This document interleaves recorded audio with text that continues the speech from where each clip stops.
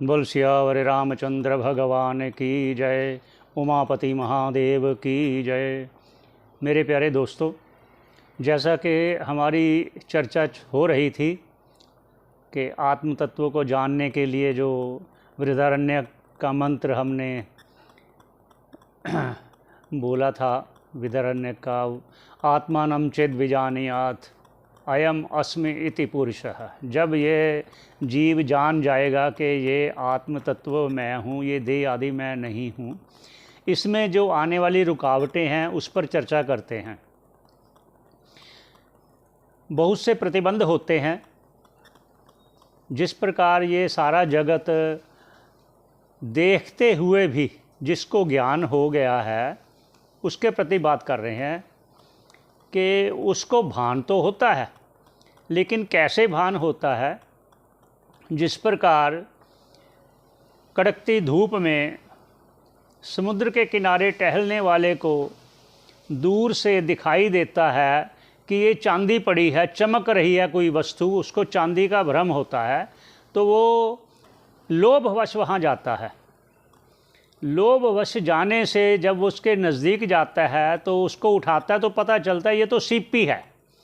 CP के दो भाग होते हैं, एक ऊपर का भाग काला होता है, एक दूसरे से होता है चमकना। वो चमक उसकी भ्रम का कारण बनती है। अगर वो उल्टी पड़ी हो तो फिर तो उसको भ्रम होगा नहीं, क्योंकि वो काला अंश होता है, खुरदरा भी होता है। लेकिन वो चमकदार जो हिस्सा है उसका, जब वो ऊपर का भाग दिखाई देगा चमकदार, तो उसको वो भ्रम होने का कारण बनेगा चमकदार। ऐसे ही जैसे जिसकी आँख में कोई दोष है, जैसे कैटरेक्ट जिसे चिट्टा मोतिया कहते हैं, जिसके हो वो उसको चांद दो दिखाई देंगे। एक दूसरा, एक कभी आँख में ना ऐसे थोड़ा सा उंगली का दबाव हल्का से दें तो चंद्रमा को देखेंगे दो दिखाई देंगे। इसमें दोष क्या हो गया? दृष्टि दोष हो गया, कैटरेक्ट के कारण या उंगली के दबाव के कारण।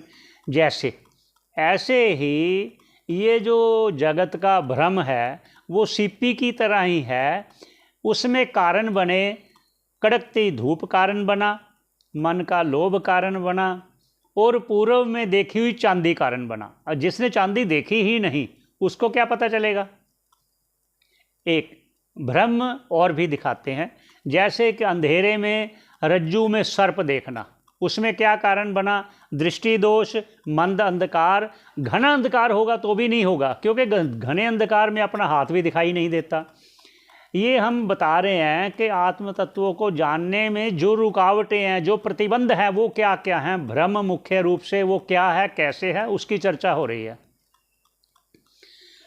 तो ऐसे ही जिस प्रकार मरुभूमि में, रेतीले भूमि में, कड़कती धूप में दूर से किसी ने देखा कि वो जल है, चलो हम वहाँ जल अपनी प्यास बुझाते हैं, थोड़ा सा गर्मी शांत हो जाएगी, तो जाता है तो देखता है वहाँ जल नहीं है, क्योंकि वो रेतीले स्थान पे ऊंचे नीचे जगह होती है, तो उसमें रेत होती है। रेत में कुछ अब्रक के अंश होते हैं, ब्रीक ब्रीक अंश होते हैं, वो अब्रक चमकती है धूप के कारण, तो वो भ्रम होता है कि पानी है।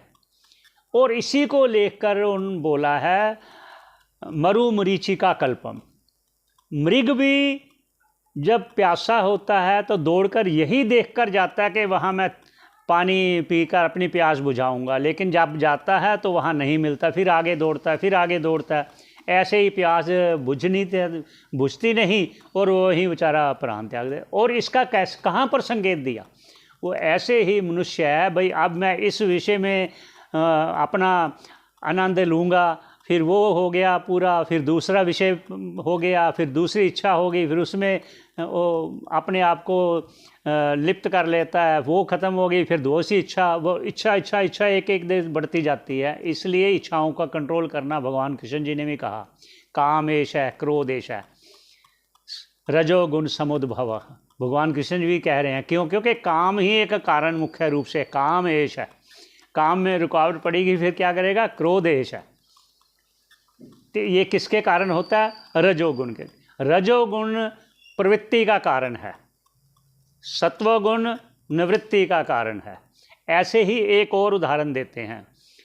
अब उदाहरण ये देते हैं कि जो व्यक्ति आत्म तत्व को जानने की इच्छा वाला है, उसका अगर मार्ग सही होगा तो उसको उपलब्धि होगी, अगर मार्ग सही नहीं होगा तो उपलब्धि नहीं होगी। इस पर एक उदाहरण देते हैं, शास्त्रों में आया है।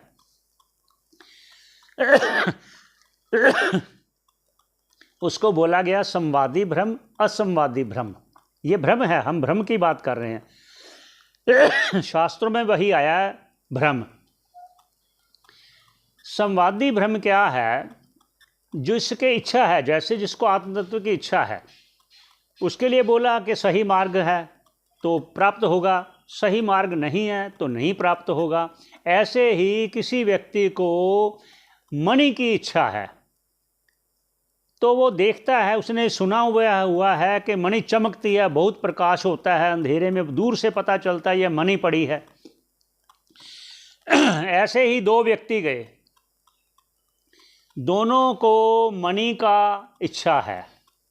जिस प्रकार एक व्यक्ति नहीं, 2, 3, 4 जिनको भी आत्म तत्व की इच्छा है वो अपने अपने मार्ग पर जाते हैं ढूंढने के लिए, जानने के लिए कि किस प्रकार जान सकें। ऐसे ही वो दो व्यक्ति जो मणि की इच्छा रखते हैं, एक मंदिर में देख रहा है कोई चमक रहा है, मैं जाऊं वहाँ से, मैं मणि लग रहा है, मुझे मणि पड़ी है, तो वहाँ जाता है। तो जब पास जाता है तो उसे लगता है वो ये तो दीपक की लौ है, ये चमक रही थी, तो वो लौट आता है। और दूसरा व्यक्ति फिर जाता है किसी और मंदिर की तरफ, दूर से देखता है कि ये मुझे मणि की चमक दिखाई दे रही है, तो वो देखता है, जब निकट जाता है तो उसकी मणि की प्राप्ति हो जाती है।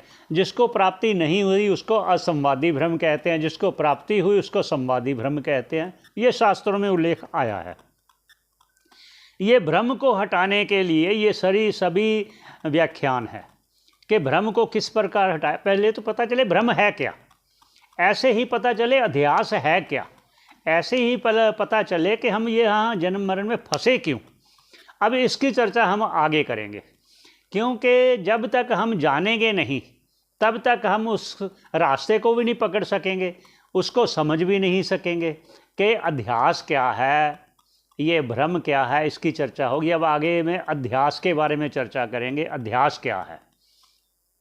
बोल सियावर रामचंद्र भगवान की जय, उमापति महादेव की जय।